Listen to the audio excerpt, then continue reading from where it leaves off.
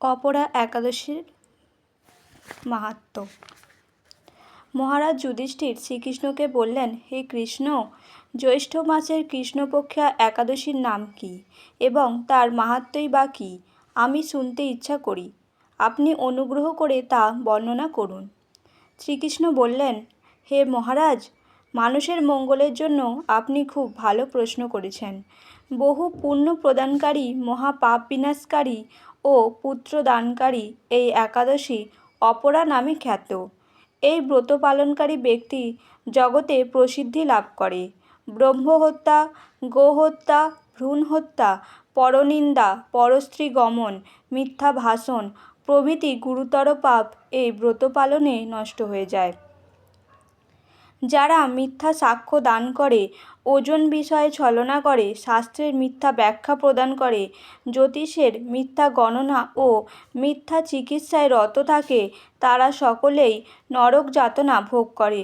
এ সমস্ত ব্যক্তিরাও যদি এই ব্রত পালন করে তবে তারা সমস্ত পাপ থেকে মুক্ত হয়। ক্ষত্রিয় যদি স্বধর্ম ত্যাগ করে যুদ্ধক্ষেত্র থেকে পালিয়ে যায় তবে সে ঘোরতর নরকগামী হয়, কিন্তু সেও এই ব্রত পালনে মুক্ত হয়ে স্বর্গগতি লাভ করে।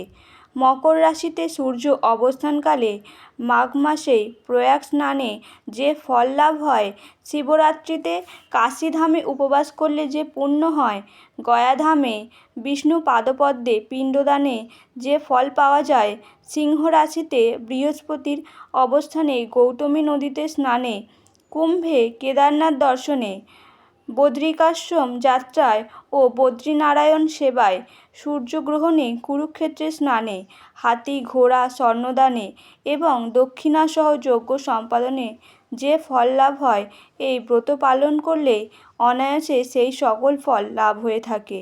এই অপরা ব্রত পাপরূপ বৃক্ষের কুঠার স্বরূপ, পাপরূপ কাষ্ঠের দাবাগ্নির মতো, পাপরূপ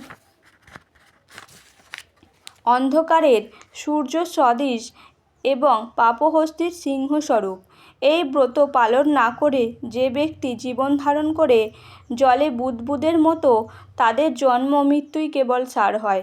অপরা একাদশীতে উপবাস করে বিষ্ণু পূজা করলে সর্বপাপ মুক্ত হয়ে বিষ্ণুলোকে গতি হয়। এই ব্রত কথা পাঠ ও শ্রবণ করলে সহস্র গোদানের ফল লাভ হয়। ব্রহ্মাণ্ড পুরাণে এই ব্রত মাহাত্ম্য বর্ণনা করা হয়েছে। হরে কৃষ্ণ।